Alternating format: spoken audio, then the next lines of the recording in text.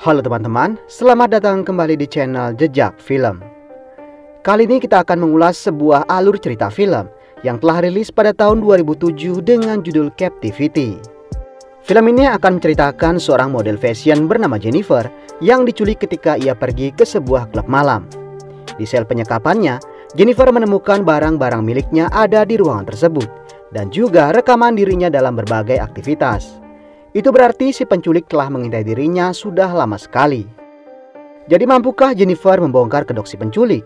Kita ikuti saja alur ceritanya.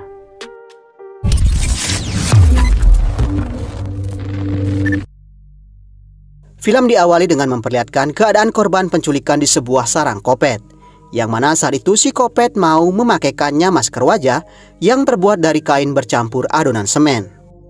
Tak lama kemudian si pelaku muncul dan memasukkan cairan asam ke mulut si korban.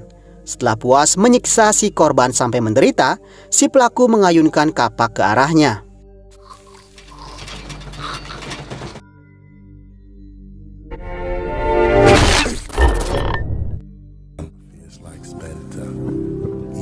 Film kemudian memperlihatkan seorang model fashion bernama Jennifer Tree. Suatu hari terlihat ia dihubungi oleh seorang teman yang mengajaknya bertemu di sebuah klub malam untuk merencanakan sebuah acara penting.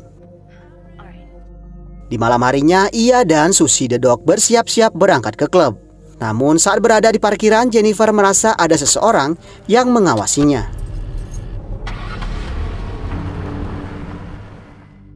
Setelah sampai di klub yang dimaksud, rupanya teman Jennifer tersebut tak bisa datang karena suatu hal.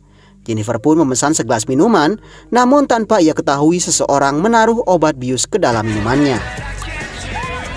Setelah meminumnya, Jennifer merasa sangat mengantuk sekali. Saat ia mencoba mencuci mukanya di toilet, ia melihat sosok bayangan melintas.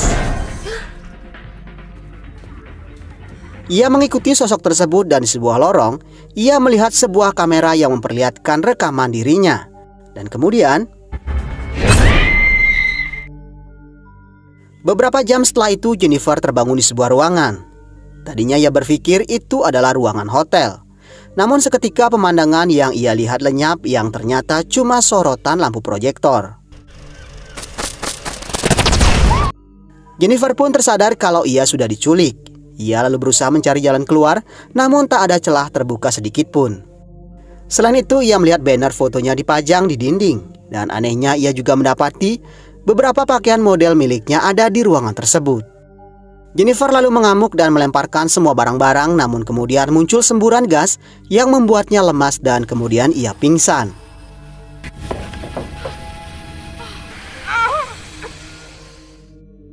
Jennifer kemudian tersadar di ruangan yang lain dengan tubuh terikat. Dan di depannya terdapat sebuah monitor yang memperlihatkan seorang wanita yang tengah terikat. Wanita tersebut mengerang kesakitan karena wajahnya disirami cairan asam. Tak lama kemudian giliran Jennifer pun tiba. Jennifer terus meronta-ronta, namun sebuah shower terus mendekati wajahnya. Dan kemudian cairan tersebut mulai menyirami wajahnya.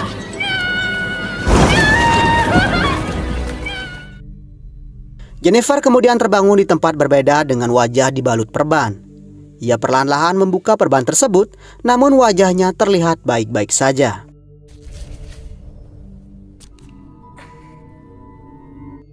Tak lama kemudian sebuah laci bergerak dan Jennifer mendapatkan sebuah kunci nomor 1. Ia lalu membuka lemari yang berada di dekatnya dan menemukan salah satu baju fashionnya di sana. Di saat bersamaan muncul cahaya panas dan terdengar suara seseorang menyuruhnya memakai pakaian tersebut. Namun Jennifer menolak dan memilih bersembunyi di bawah ranjang. Tanpa sengaja saat ia bersembunyi di sana, ia melihat sebuah handle pemotong kuku tergeletak di lantai. Ia kemudian menuju ke saluran udara dan membuka skrup penahannya satu demi satu dengan alat tersebut, hingga Jennifer berhasil melepaskan penutup tersebut. Dengan perlahan ia naik ke atas sana dan merangkak menuju jalur tersebut, berharap saluran itu menuntunnya ke jalan keluar. Namun setelah ia berada di tengah-tengah saluran, tiba-tiba sebuah gergaji memotong dinding saluran tersebut. Jennifer mencoba berbalik arah, namun si pelaku mengambil tangannya dan menyuntikkan obat bius kembali.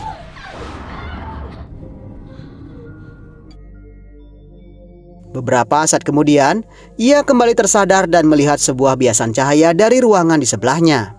Ia begitu sangat penasaran dan mengintip dari celah tersebut. Namun sepasang mata tiba-tiba mengagetkannya.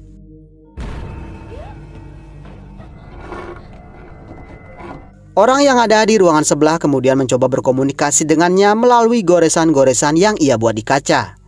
Dari percakapan mereka, rupanya orang asing di sebelah Jennifer bernasib sama dengan dirinya. Mereka kemudian mencari celah agar bisa berbicara dengan jelas. Di sana mereka berkenalan dan pria tersebut bernama Gary. Gary mengatakan kalau ia tak bisa mengingat apapun dan ia tak tahu bagaimana ia bisa berada di tempat itu. Mereka kemudian mengupas semua cat di kaca penyekat sehingga mereka kini dapat melihat jelas satu dengan yang lain.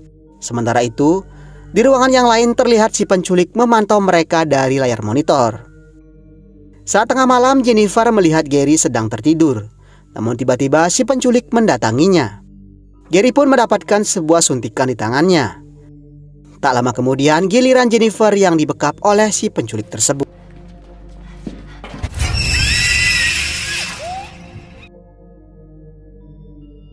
Jennifer kemudian tersadar berada di sebuah ruangan kecil.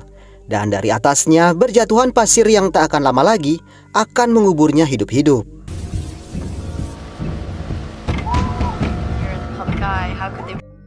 Di tempat lain, Gary rupanya mendengar teriakan Jennifer.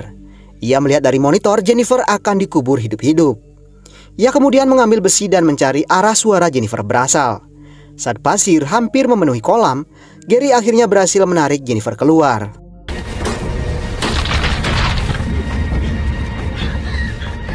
Gary kemudian mengajak Jennifer kabur hingga mereka berhasil sampai di garase.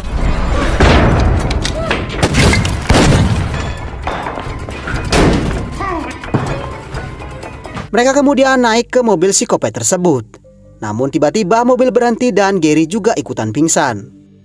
Dari dashboard mobil keluar gas beracun yang membuat Jennifer kembali pingsan.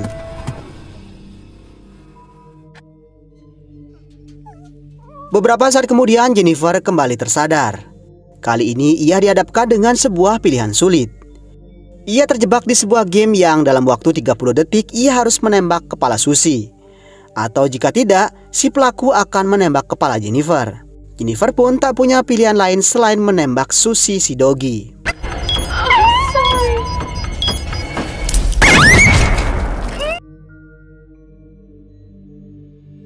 Jennifer kemudian tersadar sudah berada di ruangannya kembali. Di ruangan di sebelahnya, ia melihat Gary rupanya masih hidup. Tiba-tiba Jennifer menerima sebuah kunci lagi. Dan kali ini ia diminta memakai pakaian yang ada di lemari nomor 4. Ia kemudian membuka lemari tersebut dan memakai gaun yang ia temukan. Setelah Jennifer memakainya, si penculik membuka penyekat sehingga sekarang Jennifer dan Gary berada di satu ruangan. Tiba-tiba monitor menyala dan memperlihatkan orang-orang yang pernah menjadi tawanan sebelum mereka. Jennifer pun sampai tak kuat melihat siksaan yang diterima oleh para korban. Gary kemudian mengambil besi dan menghancurkan semua kamera di ruangan tersebut. Semua yang dilakukan Gary rupanya membuat si pelaku marah dan mendatangi Gary. Gary kemudian roboh setelah si pelaku menembak salah satu kakinya. Setelah menyeret Gary, si pelaku kembali mendatangi Jennifer. Jennifer berusaha bersembunyi, namun si pelaku berhasil menemukannya.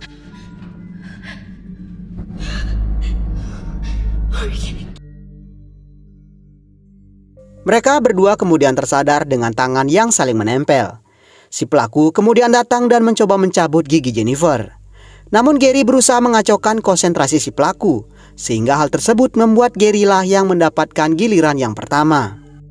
Saat itu juga si pelaku mencabut paksa satu gigi Gary. Jennifer yang terus berteriak akhirnya ditampar oleh si pelaku. Beberapa saat kemudian Jennifer dikembalikan ke ruangannya. Di sana ia melihat Gary dan melepaskan ikatannya. Jennifer merasa sangat senang melihat Gary masih hidup. Ia sekarang menganggap Gary adalah pahlawan dalam hidupnya. Dan meskipun berada di dalam ruang penyekapan, mereka masih sempat melakukan mantap-mantap di ruangan tersebut. Beberapa jam kemudian Gary membangunkan Jennifer. Namun sepertinya Jennifer telah meminum air yang telah dicampur obat bius oleh si pelaku. Setelah memastikan Jennifer tertidur pulas, Gary pergi ke toilet dan terlihat wajah Gary begitu bahagia.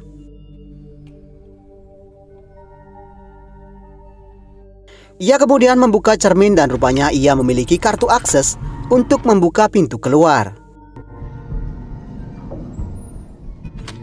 Setelah membuka pintu berkode rahasia, ternyata itu adalah rumahnya si Gary.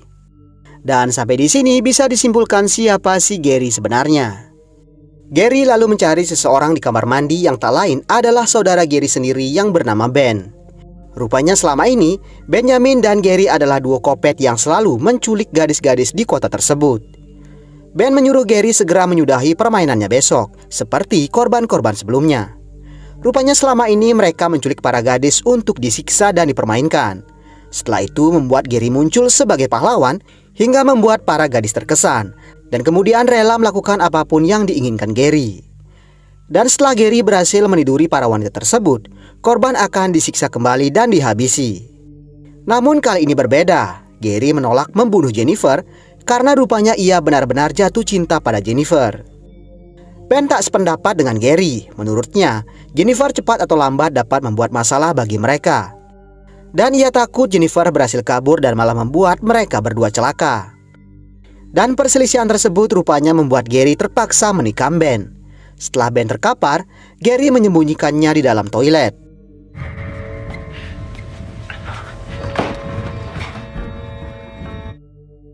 Setelah berselang cukup lama, Gary mendengar seorang bertamu ke rumahnya. Setelah dibuka, rupanya dua petugas bernama Beth dan juga Ray sedang mencari Benjamin. Beth mengatakan ia sedang menyelidiki kasus menghilangnya Jennifer. Dan diduga Jennifer sempat melakukan kerjasama dengan catering yang dikelola Benjamin. Gary pun mengatakan ia tak tahu kapan abangnya pulang dan meminta petugas kembali nanti saja. Namun saat si petugas berniat pergi, tiba-tiba Beth mengatakan akan menunggu Ben sambil menonton pertandingan kesayangannya. Namun saat mencari channel yang lain, mereka malah melihat Jennifer di monitor. Di saat yang sama, Gary datang dan menembak mereka berdua. Setelah itu Gary kembali ke tempat Jennifer dan mengatakan kalau ia telah menghabisi para pelaku penculikannya. Dan sekarang ia mengajak Jennifer segera keluar dari tempat itu. Tanpa merasakan keanehan sedikit pun, Jennifer mengikuti apa yang dikatakan Gary. Gary kemudian membawa Jennifer hingga sampai ke dalam rumahnya. Jennifer pun melihat dua mayat terkapar yang ia pikir adalah si pelaku penculikan. Jennifer lalu melihat telepon dan berniat menelpon polisi. Namun dengan cepat Gary mencegahnya dan mengatakan lebih baik mencari barang bukti rekaman para korban sebelum jatuh ke tangan yang salah.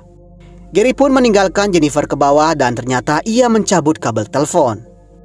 Di saat bersamaan, Beth yang masih hidup mendekati Jennifer. Namun Jennifer sangat ketakutan dan malah menyerangnya dengan stik bisbol. Tak lama kemudian Gary datang dan kaget melihat si petugas yang rupanya belum tewas. Gary kemudian membawa Jennifer ke ruang utama dan ia meninggalkannya untuk kembali menyembunyikan semua kaset rekaman, buku-buku dan barang lainnya. Sementara menunggu Gary, Jennifer tak sengaja melihat beberapa album di dalam lemari. Dan di salah satu album ia melihat namanya terpampang di sana. Ia mengambil album tersebut dan membukanya. Di sana ia sangat kaget melihat fotonya ada di dalam sana. Dan rupanya ia sudah lama ditargetkan oleh si pelaku. Ia membuka album yang lain dan ia syok berat melihat Gary bersama Ben di halaman terakhir. Setelah ia mengetahui kebenarannya, tiba-tiba Ben muncul dan menyerangnya. Jennifer dibanting dan dicekik, namun beruntung Jennifer berhasil menekan pisau kembali yang ada di perut Ben, hingga Ben kemudian benar-benar tewas. Setelah menyadari siapa Gary sebenarnya, Jennifer berusaha keluar dari rumah tersebut. Namun sayang, jendela dan pintu semuanya terkunci rapat. Tiba-tiba saja ia mendengar suara dering telepon dari salah satu petugas. Saat memeriksa saku si petugas, Jennifer kaget mengetahui kalau orang tersebut adalah polisi. Di saat yang sama rupanya Gary sudah berdiri sambil merekamnya. Jennifer pun berusaha bersikap seperti biasa dan mengikuti apa yang diperintahkan Gary. Dan saat itulah Gary meminta Jennifer membuktikan rasa cintanya pada Gary. Dan saat itulah Jennifer menyemprot mata Gary dengan cairan pembersih. Jennifer lalu berlari masuk ke kamar dan turun ke basement. Setelah mengunci pintu dan merusak panel listrik, ia kembali naik ke atas plafon.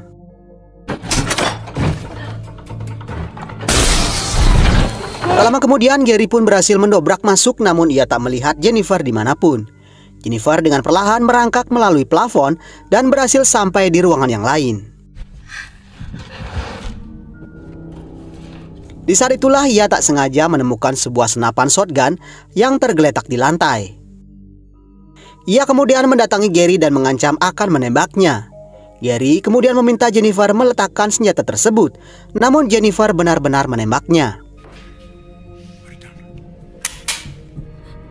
Jennifer tersentak kaget dan Gary pun tersenyum karena senapan yang digunakan Jennifer rupanya kosong. Gary merebut senjata tersebut dan melempar Jennifer ke ranjang. Gary mengatakan kalau Jennifer harus mengokang senjatanya lebih dulu sebelum digunakan. Saat Gary mau menembaknya, Jennifer menendang Gary dan berhasil merebut kembali senjatanya. Dan setelah mengokang senapannya, Jennifer pun menembak Gary beberapa kali sampai ia tewas di tempat.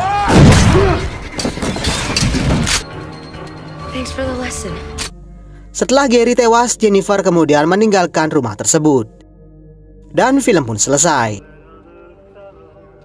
Oke teman-teman, semoga video kali ini dapat menghibur kalian semua. Mohon maaf jika masih banyak kesalahan dalam penyampaian alur ceritanya. Akhir kata, jangan lupa subscribe. Sampai ketemu di video berikutnya.